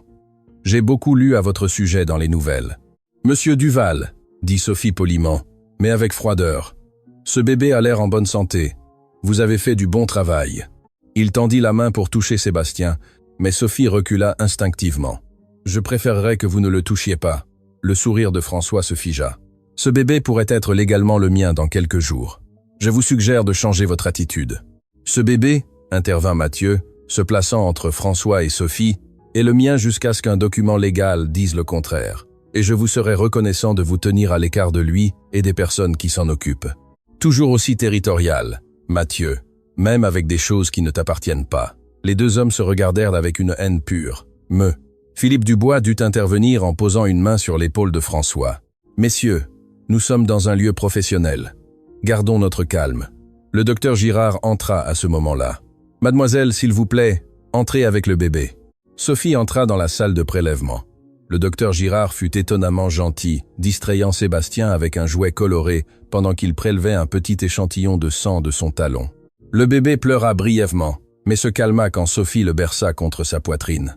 « C'est fait, » dit le docteur. « Vous pouvez partir. Nous vous appellerons jeudi avec les résultats. » Pendant que Sophie sortait avec Sébastien, elle entendit des voix fortes. Mathieu et Valérie se disputaient dans un coin de la salle d'attente. « Comment as-tu pu me faire ça ?» La voix de Mathieu tremblait de rage contenue. « Combien de temps ça a duré? Combien de fois dans notre lit ?»« Jamais dans notre lit, » répondit Valérie d'une voix fatiguée. « C'était toujours à l'hôtel Bonaventure. Les mercredis. »« Les mercredis? Je pensais que tu étais à ton cours de Pilates. »« Je ne suis pas allé à Pilates depuis 2 ans, Mathieu. Je pensais que tu l'aurais remarqué. Pourquoi? Pourquoi as-tu fait ça ?» Valérie retira finalement ses lunettes de soleil. Ses yeux étaient rouges, gonflé d'avoir pleuré, parce que tu n'étais jamais vraiment avec moi. Tu étais toujours en train de travailler ou avec Alexia ou de penser à ta défunte épouse. J'étais juste un accessoire, l'épouse trophée pour tes événements d'affaires. Ce n'est pas vrai. Non? Quand fut la dernière fois que tu m'as demandé comment j'allais? Ce que je ressentais, ce que je voulais de la vie, pour toi, l'important était seulement que j'aie l'air bien sur les photographies et que j'organise les soupers parfaits. Alors, la solution a été de coucher avec mon concurrent? De tomber enceinte de lui? Je n'ai pas prévu de tomber enceinte, c'était un accident. Et quand je l'ai su, il était déjà trop tard pour... Elle s'arrêta. Pourquoi? Te débarrasser de la grossesse? Mathieu la regarda avec horreur. Tu l'as envisagé? Bien sûr que je l'ai envisagé. Mais ensuite, tu étais si excité par l'idée d'un héritier. Tous les investisseurs demandaient à propos de ma grossesse. Et François a dit qu'il valait mieux garder le secret, que personne n'avait besoin de savoir. Il le savait depuis le début? Bien sûr qu'il le savait. C'est son fils. Les mots tombèrent comme des bombes. Sophie, qui avait écouté sans le vouloir depuis le couloir, sentit son cœur se serrer. Elle regarda Sébastien, si innocent, si inconscient du chaos que sa seule existence avait causé. Françoise apparut alors avec son sourire arrogant intact. « Valérie, ma chère, tu ne devrais pas encore révéler tous nos secrets. Il reste beaucoup à négocier. » « Négocier ?» Mathieu avança vers François, mais son avocat le retint. « Monsieur Beaulieu, tout acte de violence nuirait à votre position légale. » Mathieu respirait difficilement, essayant de se contrôler. « Si les résultats confirment que tu es le père, je vais te détruire, François, toi et ton entreprise. J'utiliserai chaque contact, chaque ressource, chaque dollar que j'ai. Was-u. Mais souviens-toi que le juge évaluera qui est le plus apte à élever l'enfant. Un homme stable, prospère, sans scandale public, ou un cocu humilié qui est à toutes les manchettes comme le mari trompé. » François s'approcha dangereusement. « De plus, j'ai quelque chose que tu n'as pas. »« Quoi ? » ?»« L'amour de la mère de l'enfant. Valérie viendra avec moi quand je gagnerai la garde. Nous serons une famille complète. Toi, tu resteras seul, Mathieu, comme tu l'as toujours été. » Valérie ne contredit pas les paroles de François et ce silence fut plus douloureux que toute admission verbale. Mathieu se retourna et partit sans dire un mot de plus. Sophie le suivit rapidement avec Sébastien dans les bras. Elle le rejoignit dans le stationnement. Mathieu était appuyé contre sa Mercedes, les mains couvrant son visage. Il sanglotait. Cet homme puissant, ce magnat des affaires, pleurait comme un enfant. Sophie s'approcha, ne dit rien, se tint simplement à côté de lui avec Sébastien entre eux, offrant sa présence silencieuse. Après plusieurs minutes, Mathieu leva les yeux. « Tu as tout entendu? Oui. Alors tu sais que je vais probablement perdre. François a raison. Si Valérie témoigne en sa faveur, s'il présente des preuves qu'ils sont un couple stable, alors, tu te battras. Tu ne t'abandonnes pas sans te battre. Pourquoi? Pourquoi devrais-je me battre pour un enfant qui n'est même pas biologiquement le mien? » Sophie lui posa une main sur le bras. Parce que l'amour n'est pas dans l'ADN, Mathieu. Il est dans les nuits blanches, dans les inquiétudes, dans le désir du meilleur pour lui, peu importe le coût personnel. Tu es son père de toutes les manières importantes. Mathieu la regarda, vraiment la regarda. Il vit une jeune femme qui avait tout perdu et qui trouvait encore des façons de donner de l'amour. Il vit de la force et de la bonté. Il vit tout ce que Valérie n'avait jamais été. Comment est-il possible qu'au milieu de tout cet enfer, tu sois la seule bonne chose qui me soit arrivée? Sophie sentit la chaleur sur ses joues. Mathieu, je sais que c'est inapproprié. Je sais que le moment est terrible, mais j'ai besoin que tu saches que tu as changé quelque chose en moi, dans cette maison, en tout. Avant que Sophie ne puisse répondre, le téléphone de Mathieu sonna. C'était son avocat principal, Robert Lemaire. Mathieu, nous avons un problème plus important. François vient de déposer une requête d'urgence. Il veut la garde temporaire de Sébastien immédiatement. Il allègue que pendant que tu es émotionnellement instable et que le bébé dépend d'une employée pour se nourrir, il peut offrir un environnement plus stable. Peut-il faire ça? Il l'a déjà fait. Nous avons une audience judiciaire demain à 10 h du matin. Tu dois te préparer. Mathieu raccrocha et regarda Sophie avec désespoir. Ils vont essayer de me le prendre demain. Mais ce qu'aucun d'eux ne savait, c'est que le docteur Leclerc était à ce moment précis en train de regarder les analyses de sang de Sébastien sur son ordinateur et il avait trouvé l'anomalie, la connexion génétique entre Sébastien et Sophie. Il prit le téléphone et composa un numéro. Il était temps d'augmenter le prix de son silence. Cette information valait beaucoup plus que 75 000 $. Cette information valait des millions et était sur le point de changer le destin de toutes les personnes impliquées. La salle du tribunal de première instance numéro 12 de Montréal était bondée. Des journalistes, des curieux et des avocats remplissaient chaque recoin disponible. L'affaire Beaulieu-Duval était devenue le scandale de l'année, et tout le monde voulait assister au drame en première ligne. Mathieu entra vêtu de son meilleur costume Hugo Boss, mais les cernes sous ses yeux gris trahissaient qu'il n'avait pas dormi depuis des jours. Son équipe juridique l'entourait, Robert Lemaire, et 2 autres avocats spécialisés en droit de la famille. François arriva quelques minutes plus tard, souriant avec cette confiance irritante, accompagné de Philippe Dubois et de Valérie. Elle portait un tailleur pantalon crème Chanel, les cheveux parfaitement coiffés, un maquillage impeccable. Elle ressemblait plus à un mannequin sur un podium qu'à une mère en litige pour la garde de son enfant. Sophie était assise sur les bancs du public avec Sébastien endormi sur ses genoux. Alexia était au manoir avec une gardienne temporaire. Mathieu avait insisté pour que Sophie amène le bébé. Le juge doit voir que Sébastien est en bonne santé, bien soigné. Et tu en es la raison. La juge Marie-Claude Tremblay entra dans la salle. C'était une femme d'une 50aine d'années, à l'expression sérieuse et à la réputation d'être implacable, mais juste. Elle avait géré certains des cas de garde les plus compliqués du Canada. Bonjour. Ceci est une procédure extraordinaire, demandée par M. François Duval, pour déterminer la garde temporaire du mineur Sébastien Beaulieu-Dubois, jusqu'à ce que la paternité définitive soit résolue. Monsieur Dubois, vous pouvez commencer. Philippe Dubois se leva en ajustant sa cravate italienne. Votre honneur, mon client cherche le meilleur pour le mineur. Les faits sont clairs. Monsieur Mathieu Beaulieu traverse une crise émotionnelle sévère, suite à la découverte de l'infidélité de son épouse. Son état mental est instable. De plus, votre honneur, le bébé dépend complètement d'une aide domestique pour son alimentation, ce qui crée une situation de dépendance malsaine. Avez-vous des preuves du prétendu état mental instable de Monsieur Beaulieu? Demanda la juge. Des témoignages d'employés qui l'ont vu pleurer, crier, se comporter de manière erratique. De plus, votre honneur, le mineur est allaité par une femme qui n'est pas sa mère, une employée. Cela soulève de sérieuses préoccupations concernant les limites appropriées et le professionnalisme. Robert Lemaire se leva. Objection. Mademoiselle Sophie Lévesque a sauvé la vie du bébé quand aucun médecin ne trouvait de solution. Ce n'est pas une employée ordinaire. C'est la raison pour laquelle cet enfant est en vie aujourd'hui. Compris, dit la juge Tremblay. Monsieur Dubois, que propose votre client comme alternative? Monsieur Duval et Madame Beaulieu sont prêts à offrir un foyer stable aux mineurs. Une nourrice professionnelle a déjà été engagée. Le bébé recevrait l'attention des 2 parents biologiques dans un environnement familial approprié. La juge regarda Valérie. Madame Beaulieu, confirmez-vous que vous souhaitez déménager avec Monsieur Duval et emmener votre fils avec vous? Valérie se leva. Sa voix sonnait répétée, mécanique. Oui, votre honneur, j'ai commis des erreurs dans mon mariage, mais ma priorité a toujours été le bien-être de Sébastien. François est son père biologique, et ensemble nous pouvons lui donner une famille complète. Et votre fille Alexia, la fille de M. Beaulieu de son premier mariage, comment cela affecterait-il sa relation avec son frère? Valérie hésita. Elle n'avait clairement pas envisagé cette question. Eh bien, Alexia n'est pas ma fille biologique. Elle resterait avec Mathieu, je suppose. Un murmure parcourut la salle. Même la juge Tremblay fronça les sourcils devant la froideur de la réponse. Mathieu serra les poings sous la table. Robert Lemaire profita du moment. Votre honneur, cela démontre précisément notre point. Madame Beaulieu est prête à séparer deux frères, à arracher le bébé de la seule maison qu'il ait connue, de sa sœur qu'il adore. Est-ce agir dans l'intérêt supérieur du mineur? Monsieur le maire, présentez votre dossier, ordonna la juge. Avec plaisir. Votre honneur, Monsieur Beaulieu a été le père de Sébastien depuis le moment de sa naissance. Il a été présent à chaque visite médicale, à chaque nuit d'insomnie, à chaque moment critique quand le bébé était malade.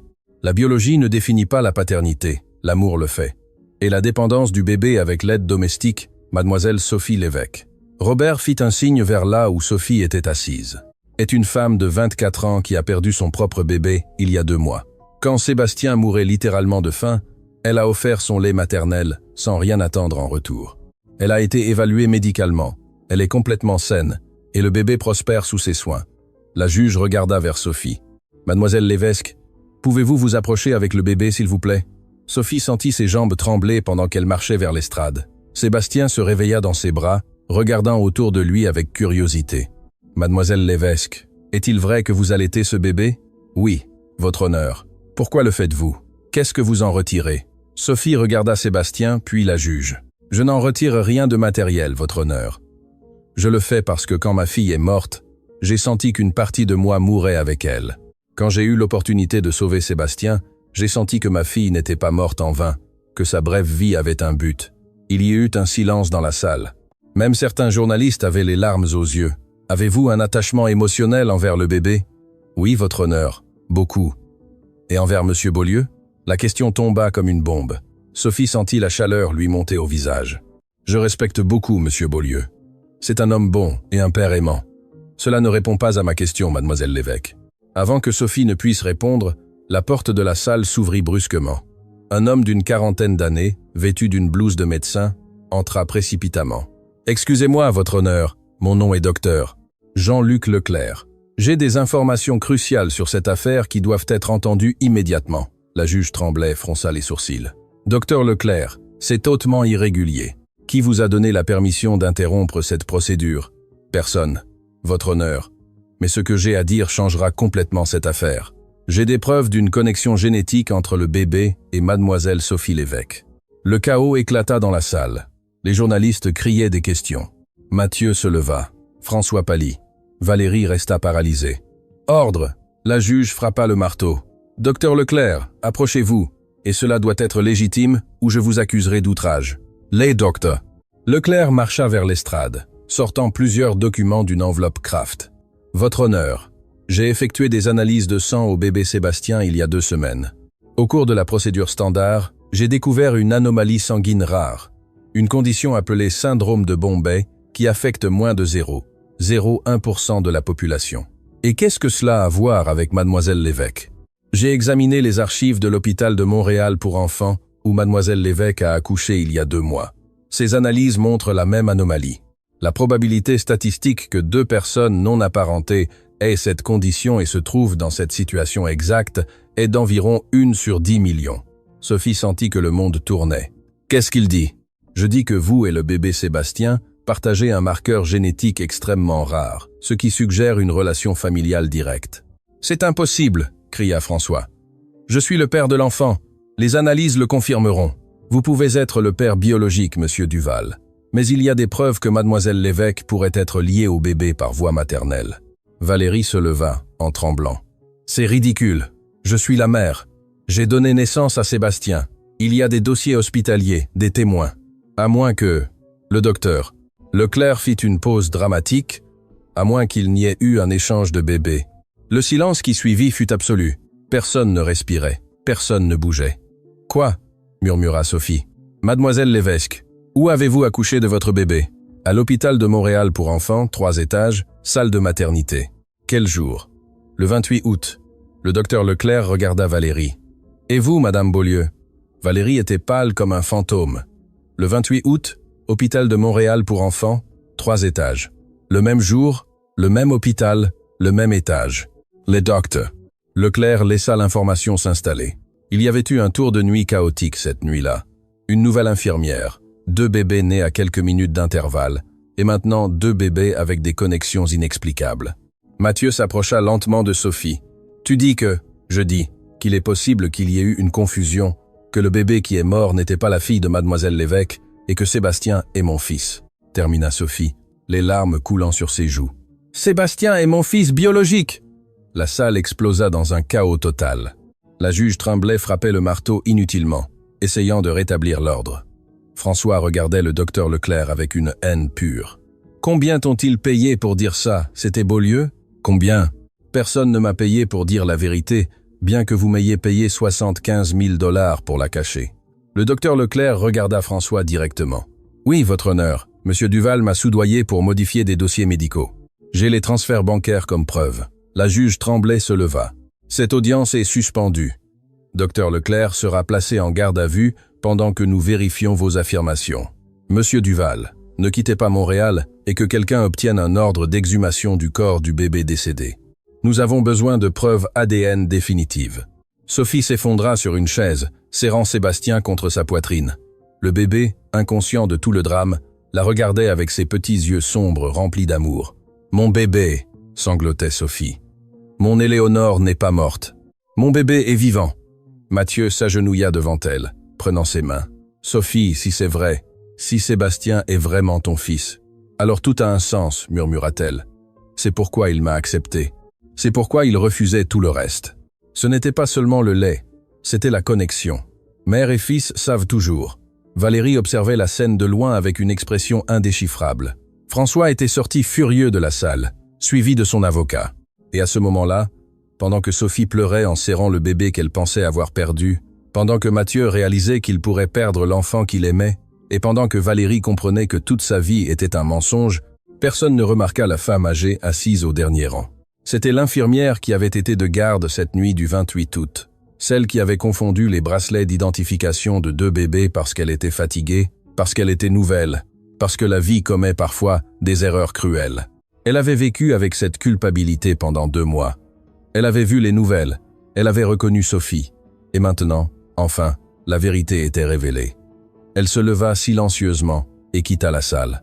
Dehors, elle respira l'air frais d'octobre et pleura, parce que certaines vérités, bien que nécessaires, détruisent des mondes entiers. Les 3 jours suivants furent un enfer pour toutes les personnes impliquées. Les médias sont devenus complètement fous. Le hashtag « échange de bébés » était tendance mondiale. Les émissions de télévision débattaient de l'affaire pendant des heures. Des experts juridiques, des psychologues pour enfants et des militants des droits de la famille donnaient leur avis sans cesse. Sophie s'est enfermée dans le manoir Beaulieu, refusant de parler aux journalistes. Mathieu avait engagé une sécurité supplémentaire après que 3 équipes de télévision aient tenté d'entrer sur la propriété sans permission. L'exhumation du corps du bébé décédé a eu lieu le mardi matin. Sophie n'a pas pu être présente. L'idée de voir le cercueil s'ouvrir, d'affronter physiquement la possibilité que ce ne soit pas sa fille, était trop.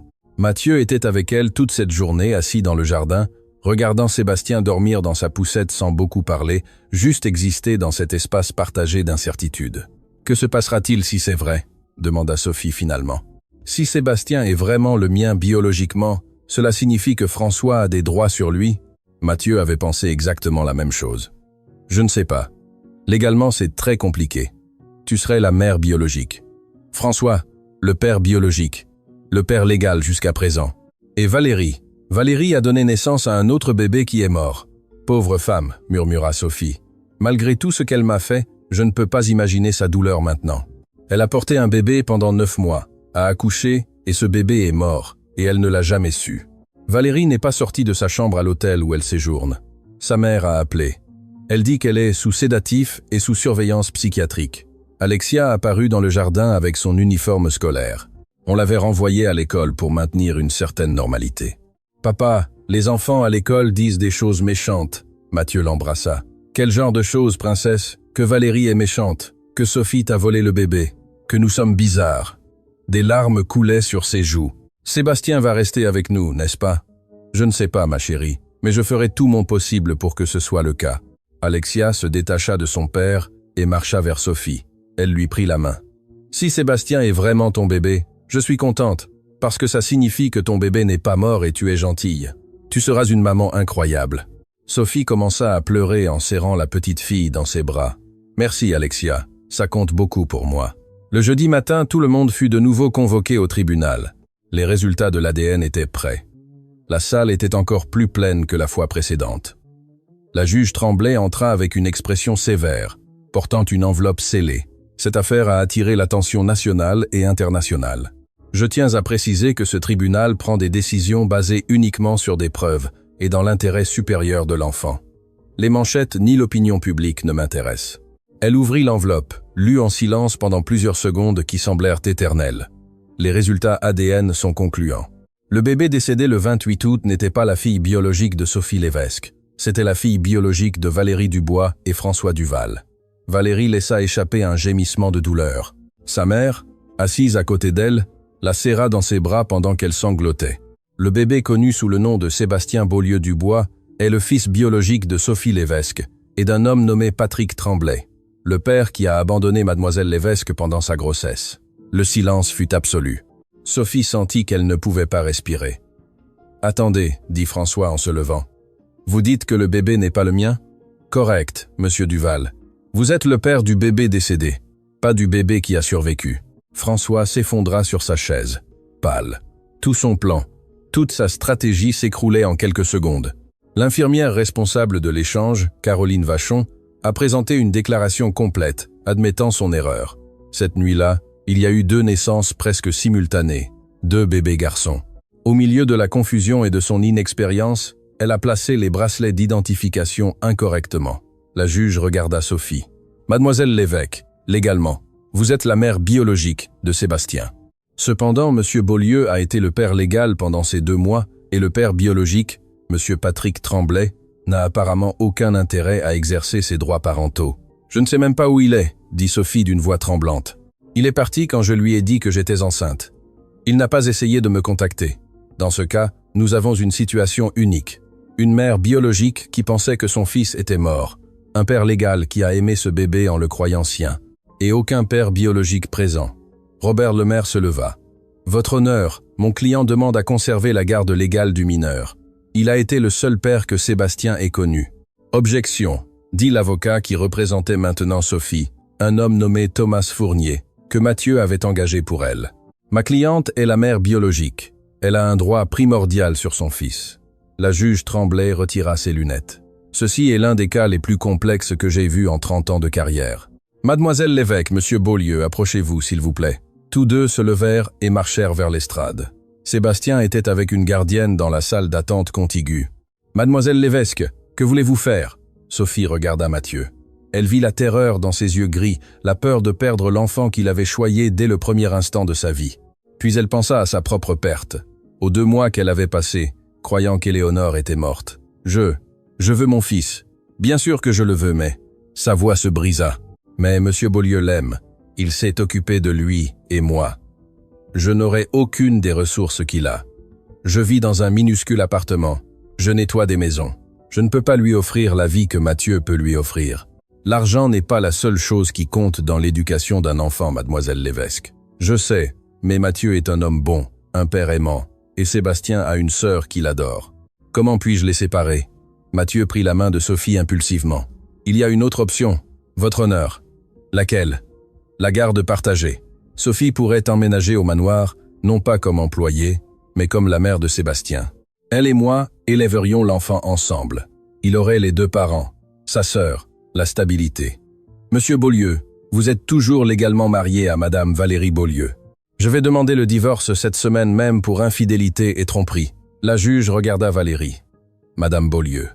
Valérie se leva lentement. Ses yeux étaient vides, comme si quelque chose en elle s'était brisé de manière permanente. Je ne me battrai pas. Mon bébé est mort. L'enfant que je croyais mien ne laisse pas.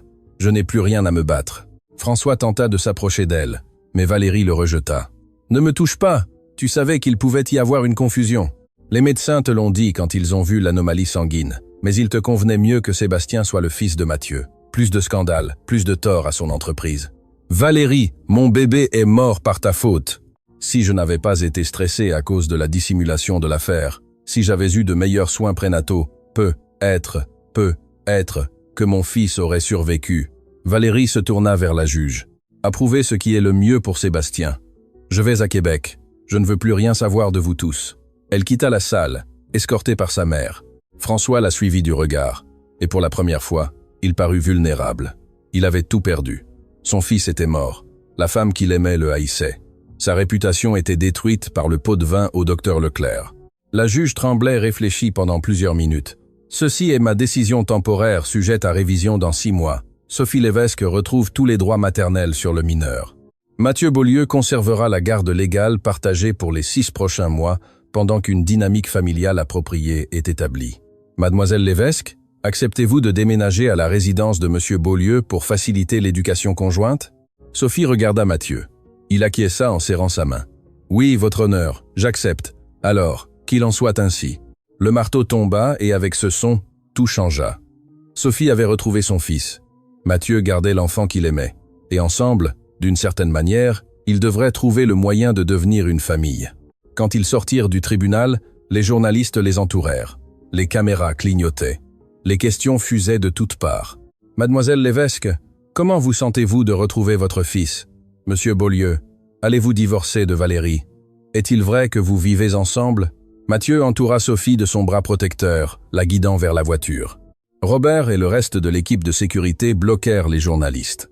Une fois dans la Mercedes, les fenêtres teintées les protégeant des regards curieux, Sophie se permit enfin de pleurer. Elle pleura pour les 2 mois perdus, pour la douleur inutile, pour le bébé de Valérie qui était mort sans que personne ne le sache. « Je vais rattraper ce temps », jura-t-elle. « Chaque seconde que j'ai perdue avec Sébastien, je vais la récupérer. » Mathieu l'embrassa. « Nous le ferons ensemble, je te le promets. » Et tandis que la voiture s'éloignait du tribunal vers le manoir d'Outremont, vers le bébé qui les attendait, vers une vie qu'aucun des deux n'avait planifiée, mais qui était être exactement ce dont ils avaient tous deux besoin, aucun ne remarqua la voiture noire qui les suivait à distance.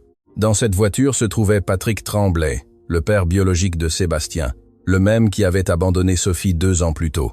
Il avait vu les nouvelles, il avait vu que son fils était vivant, et que maintenant ce fils vivait dans un manoir de millionnaire. Patrick sourit en allumant une cigarette. Il avait travaillé dans la construction à Québec pendant ces 2 ans, survivant à peine, mais maintenant il avait un fils riche, un fils qui valait de l'or. Et Patrick Tremblay n'avait jamais été bon pour refuser les opportunités. 3 semaines après la résolution judiciaire, la vie au manoir Beaulieu avait trouvé un nouveau rythme. Sophie ne dormait plus dans la chambre de service. Mathieu lui avait donné la suite principale du 3e étage avec vue sur le jardin et une pièce annexe parfaite pour la pouponnière de Sébastien. L'adaptation n'avait pas été facile. Sophie se sentait toujours mal à l'aise d'être servie par d'autres employés, dont beaucoup avaient été ses collègues à peine un mois plus tôt. Mais petit à petit, avec la patience de Mathieu et le soutien inconditionnel d'Alexia, elle commença à sentir que, elle appartenait à cet endroit. C'était un samedi matin de novembre. Sophie était dans le jardin avec Sébastien, profitant du soleil automnal. Le bébé avait remarquablement grandi. Ses joues étaient pleines et roses. Ses yeux brillaient d'intelligence. Il pesait déjà presque 5 kilogrammes. « Regarde, mon amour », lui disait Sophie, lui montrant les feuilles dorées qui tombaient des arbres. « L'automne est magique, n'est-ce pas ?» Il a l'air heureux. Sophie se retourna. C'était Mathieu marchant vers elle, avec 2 tasses de café. Il portait un jean et un pull en laine, plus détendu qu'elle ne l'avait jamais vu. « Merci », dit-elle en acceptant la tasse. Il grandit si vite. Parfois, j'ai peur de manquer un moment important. C'est pourquoi nous sommes ensemble dans cette aventure, pour nous assurer que personne ne manque rien. Mathieu s'assit sur le banc à côté d'elle. « Comment te sens-tu ? Avec tout ça, je veux dire, regrettes-tu d'avoir accepté de déménager ici ? Non, jamais. Mais parfois, j'ai l'impression de vivre la vie de quelqu'un d'autre. Il y a 3 mois, je nettoyais des planchers. Maintenant, je vis dans un manoir. J'ai mon propre avocat. Les médias m'appellent la mère miracle. Tu es plus que ça, Sophie. Tu es courageuse, généreuse, incroyablement forte. » Leurs regards se rencontrèrent.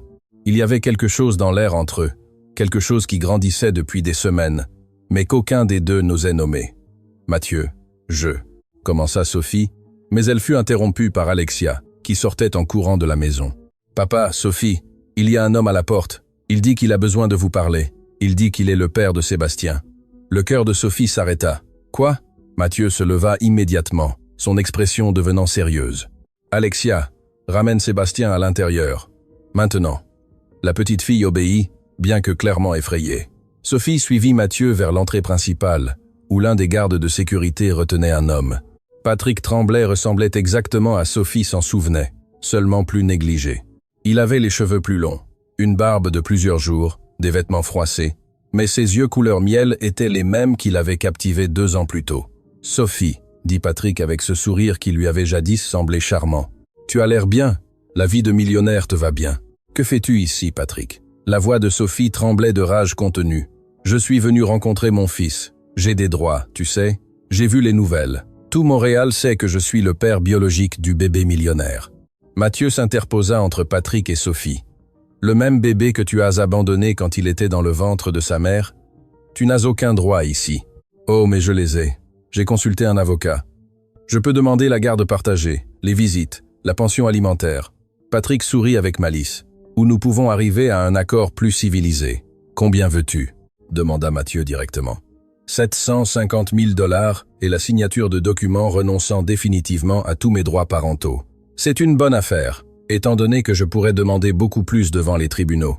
Tu es méprisable, cracha Sophie. Comment peux-tu faire ça? Utiliser ton propre fils pour extorquer? Ce n'est pas mon fils, Sophie. C'est un moyen pour une fin.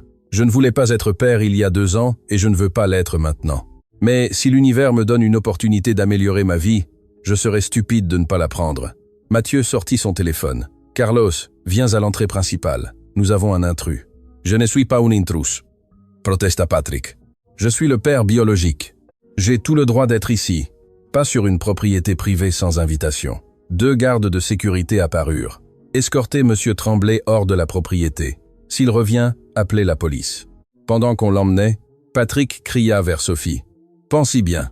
Ou tu me paies, ou je te verrai devant les tribunaux. Et crois-moi, les juges favorisent les droits des parents biologiques. » Quand ils furent finalement partis, Sophie s'effondra contre Mathieu, tremblante. Il la serra dans ses bras, sentant ses sanglots contre sa poitrine. « Il ne peut pas me le prendre. Non, après tout ça, je ne peux pas perdre Sébastien encore une fois. Tu ne le feras pas. Je te le promets. » Mathieu la serra plus fort. « Je vais parler à Robert. Nous trouverons un moyen de neutraliser Patrick. » Cette nuit-là, après avoir couché Sébastien et Alexia, Mathieu et Sophie se réunirent au bureau avec Robert Lemaire. « La situation est compliquée, » admit l'avocat. « Patrick a des droits biologiques. S'il demande un test de paternité formel et établit la garde, légalement il a droit à un minimum de visites. »« Et si nous le payons ?» demanda Mathieu. « Ce serait de l'extorsion, techniquement illégale. » Mais Robert fit une pause. S'il accepte volontairement de renoncer à ses droits en échange d'une somme convenue, le présentant comme un accord mutuel, cela pourrait fonctionner. « Je ne veux pas lui donner un seul dollar, » dit Sophie avec amertume. « Il ne le mérite pas. Tu as raison, il ne le mérite pas. Mais parfois nous devons avaler notre fierté pour protéger ce que nous aimons le plus. » Mathieu prit la main de Sophie. « 750 000 $. C'est beaucoup d'argent. Mais pour moi, ce n'est rien comparé à la tranquillité d'esprit de savoir que Sébastien sera en sécurité. Et s'il revient en demandant plus? Et si ça ne finit jamais? » Robert intervint. « C'est pourquoi l'accord doit être blindé. Renonciation totale et irrévocable des droits parentaux. Clause de confidentialité. S'il viole n'importe quel terme, il doit rendre l'argent multiplié par 3. Préparez les documents, » ordonna Mathieu. « Mais enquêtez d'abord sur lui. Je veux tout savoir sur Patrick Tremblay, où il vit, où il travaille, s'il a des dettes, des antécédents, tout. » Pendant les jours suivants, en attendant le rapport sur Patrick, la tension dans la maison était palpable. Sophie dormait à peine, vérifiant constamment les serrures, s'assurant que les gardes étaient vigilants. Mathieu remarqua les cernes sous ses yeux, comment elles sursautaient au moindre bruit. Une nuit, il la trouva dans la chambre de Sébastien à 3h du matin, simplement en train de le regarder dormir. « Tu ne peux pas vivre ainsi, » dit-il doucement depuis la porte. « J'ai peur qu'un jour je me réveille, et qu'il ne soit plus là, que Patrick trouve un moyen de me l'arracher. » Mathieu entra dans la chambre et se tint à côté d'elle, regardant le bébé qui dormait paisiblement. « Sophie, j'ai quelque chose à te dire et peut-être que ce n'est pas le moment approprié. Mais si je ne le dis pas maintenant, je crois que je vais exploser. Qu'est-ce qui se passe? Ces 2 derniers mois, te voyant avec Sébastien, te voyant avec Alexia, partageant tout avec toi, je me suis rendu compte de quelque chose. Il se tourna pour la regarder directement. Je suis tombé amoureux de toi. Sophie sentit que son cœur s'arrêtait. Mathieu, je sais que c'est compliqué. Je sais que je suis toujours techniquement marié, même si Valérie a signé les papiers de divorce la semaine dernière. Je sais que tu as commencé comme mon employé, qu'il y a des différences de classe, d'âge, tout. Mais rien de tout ça n'a d'importance. La seule chose qui compte, c'est que quand je suis avec toi, je sens que je suis enfin au bon endroit. Je ressens aussi quelque chose pour toi, admit Sophie, les larmes coulant sur ses joues. Mais j'ai tellement peur. Peur que ce soit trop rapide. Peur de tout gâcher. Peur qu'un jour tu te réveilles et que tu réalises que tu as fait une erreur. La seule erreur que j'ai commise a été de ne pas te le dire avant. Mathieu lui sécha les larmes avec le pouce. Je ne te demande pas de nous marier demain. Je te demande juste de me donner une chance, de voir où cela nous mènera. Sophie le regarda. Ses yeux gris qui étaient passés de l'intimidation à l'affaire se sentirent en sécurité. Elle pensa à tout ce qu'ils avaient traversé ensemble, à la façon dont il ne l'avait jamais traité comme inférieur, à la façon dont il aimait Sébastien comme si c'était le sien. « D'accord », murmura-t-elle. « Une chance. » Mathieu sourit, et à ce moment-là, avec la lumière de la lune entrant par la fenêtre et Sébastien dormant entre eux, il se pencha et l'embrassa. Ce fut un baiser rempli de promesses et d'espoir. Quand ils se séparèrent, Sophie appuya son front contre le sien. « Qu'allons-nous faire avec Patrick ? Nous allons lui donner son argent. Nous allons lui faire signer ses papiers et ensuite nous allons l'oublier. » Mathieu lui donna un autre baiser sur le front. « Et nous allons être une famille. Toi, moi, Sébastien et Alexia, une vraie famille. » Le lendemain, Robert arriva avec son rapport sur Patrick. Il avait des dettes de jeu de 150 000 $. Il avait vécu avec différentes femmes à Québec. Aucune relation durable, emploi temporaire, rien de stable. C'est un perdant à la recherche d'un coup de chance, conclut Robert. Mais cela le rend dangereux. Les désespérés sont imprévisibles. Alors donnons-lui ce qu'il veut, décida Mathieu. Mais avec nos conditions et avec la supervision policière présente quand il signera les documents. La réunion fut prévue pour le lundi suivant. Dans le bureau de Robert, avec un notaire présent et 2 officiers de police comme témoins, Patrick Tremblay signa la renonciation totale de ses droits parentaux sur Sébastien. 750 000 $, dit Patrick en vérifiant le virement bancaire sur son téléphone. Plaisir de faire affaire avec vous. Si tu oses t'approcher de Sophie, de Sébastien ou de tout membre de ma famille, ce virement est automatiquement annulé et nous te poursuivons pour 3 fois le montant. Compris ? La voix de Mathieu était froide comme l'acier. Compris parfaitement, ne vous inquiétez pas, vous ne me reverrez plus jamais. Patrick regarda Sophie une dernière fois. J'espère que tu seras heureuse, vraiment. Tu as toujours été trop bien pour moi. Et sur ces mots, il sortit de leur vie pour toujours.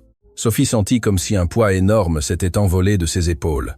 Mathieu l'embrassa là, dans le bureau. « C'est fini », murmura-t-il. « Enfin, c'est fini. » Mais pendant qu'ils célébraient leur victoire, aucun ne remarqua l'enveloppe qui était arrivée ce matin-là au manoir. Une lettre envoyée de Québec, c'était de Valérie, et ce qu'elle contenait allait tout changer encore une fois. La lettre de Valérie resta sans être ouverte sur le bureau de Mathieu pendant 2 jours. Chaque fois qu'il passait devant elle, il ressentait un mélange de curiosité et de peur. Finalement, un après-midi, pendant que Sophie était dans le jardin avec les enfants, il prit son courage à 2 mains et l'ouvrit. « Cher Mathieu, je sais que je ne mérite pas ton attention, encore moins ton pardon, mais j'ai besoin de t'écrire ceci avant de pouvoir continuer ma vie. Pendant des mois, j'ai été en thérapie intensive. Mon psychiatre dit que je souffre de dépression sévère et que je l'ai probablement eue pendant des années sans la traiter. Cela n'excuse pas mes actions, mais peut être les explique. Je ne t'ai jamais aimé comme tu méritais d'être aimé. Je t'ai épousé pour de mauvaises raisons. Sécurité, statut, échapper aux attentes de ma famille. Et quand je suis tombée enceinte de François, j'ai paniqué, non pas à cause du bébé, mais à cause de la peur de perdre tout ce que j'avais construit. L'ironie est cruelle. Le bébé que j'ai porté dans mon ventre pendant 9 mois, celui que j'ai senti bouger, celui que j'ai rêvé de connaître, est mort, et je ne l'ai jamais su. Pendant 2 mois, j'ai cru que mon fils était vivant, qu'il me rejetait simplement en tant que mère. Maintenant, je comprends que l'univers m'a puni de la manière la plus douloureuse possible. Je n'écris pas pour demander pardon, je ne le mérite pas. J'écris parce que je veux que tu saches que Sophie est tout ce que je n'ai jamais pu être. Elle est authentique, aimante, courageuse. Prends soin d'elle, et dis-lui que je suis désolé pour toute la douleur que je lui ai causée. J'écris aussi parce que j'ai besoin que tu saches quelque chose à propos d'Alexia. Elle n'a jamais été juste la fille de ta première femme pour moi. Elle était un rappel constant que je n'étais pas la première, que je ne serais jamais suffisante. Mais maintenant, en thérapie, je réalise à quel point j'ai été cruel envers une enfant innocente qui ne voulait que de l'amour. Si tu peux, dis-lui que je suis désolé, qu'elle méritait toujours plus que ce que je lui ai donné. J'ai décidé de rester à Québec.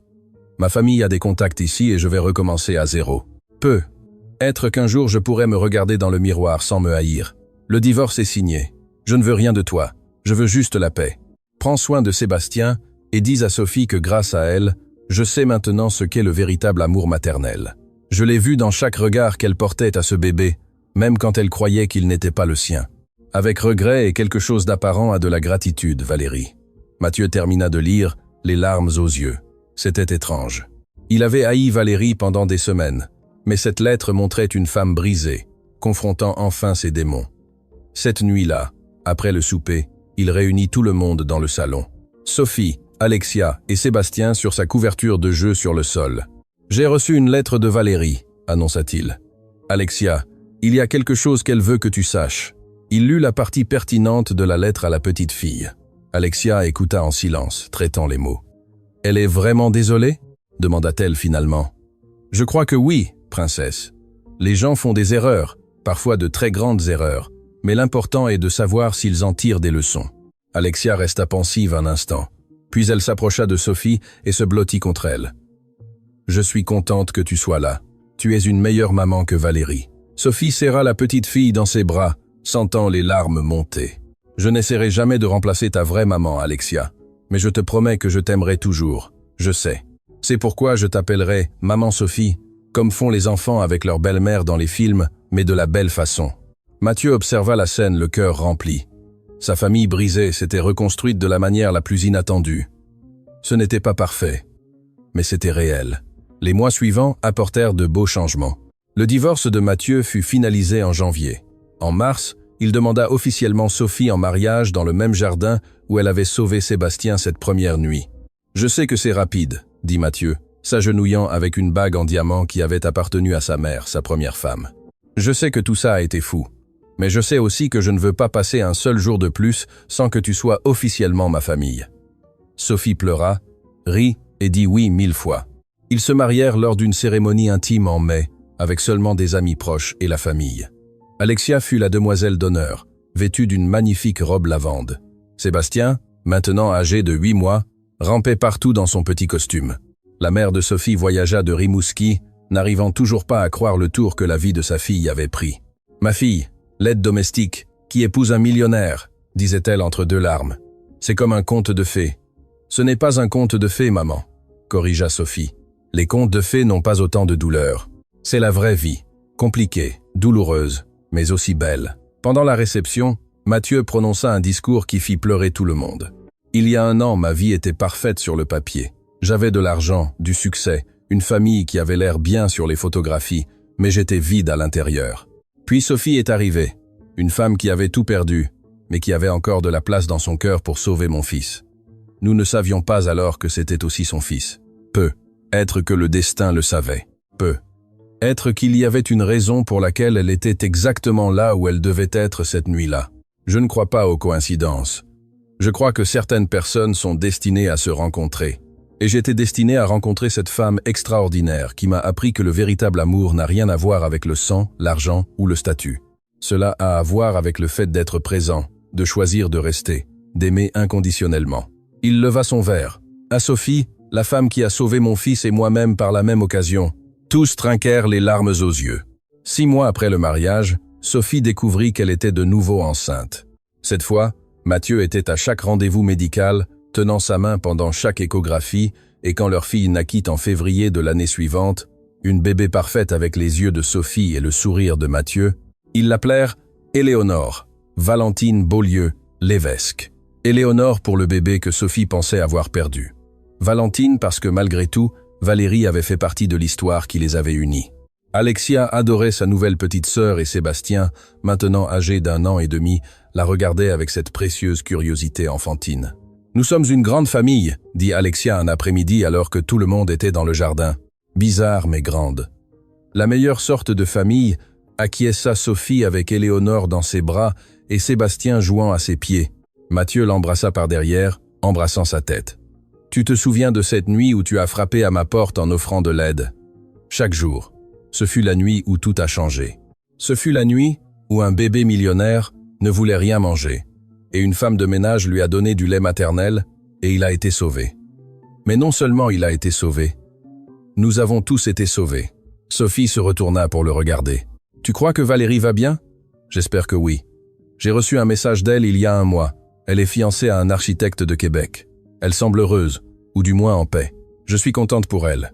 Tu as un cœur trop généreux. Non, je comprends juste que nous faisons tous de notre mieux avec ce que nous avons. Valérie a perdu son bébé. J'ai retrouvé le mien. La vie est étrange ainsi. » Cette nuit-là, après avoir couché les 3 enfants, Mathieu et Sophie s'assirent sur le balcon de leur chambre, regardant les étoiles au-dessus de Montréal. « As-tu jamais imaginé que ta vie serait ainsi ?» demanda Mathieu. « Jamais, même dans mes rêves les plus fous. Il y a 2 ans, je nettoyais des maisons, enceinte et seule. Maintenant, je suis marié à l'homme que j'aime. J'ai 3 beaux enfants. Je vis dans un manoir. C'est surréaliste. Es-tu heureuse ?» Sophie y réfléchit un instant. Elle pensa à toute la douleur qu'elle avait traversée, la perte, le deuil, l'humiliation. Mais elle pensa aussi à Sébastien riant, à Alexia l'appelant « Maman Sophie », à Éléonore dormant paisiblement dans son berceau, à Mathieu, son mari, son partenaire, son amour. « Je suis plus qu'heureuse, je suis complète », Mathieu l'embrassa. Et dans ce baiser, il y avait des promesses de matin ensemble, de défis qu'ils affronteraient unis, d'amour qui grandirait avec les années, parce qu'au final, l'histoire n'avait jamais été celle d'un bébé millionnaire qui ne mangeait pas. Elle avait été celle de trouver une famille dans les endroits les plus inattendus, de l'amour qui transcende la biologie, des secondes chances et des destins entrelacés. Elle avait été celle d'une femme qui avait tout perdu et trouvé plus que ce qu'elle n'avait jamais rêvé, et celle d'un homme qui avait tout et découvert qu'il n'avait rien jusqu'à ce qu'il trouve le véritable amour. Cette nuit-là, pendant que Montréal dormait et que les étoiles brillaient au-dessus du manoir d'Outremont, la famille Beaulieu-Lévesque se reposait en paix, complète, guérie, et finalement, enfin, à la maison.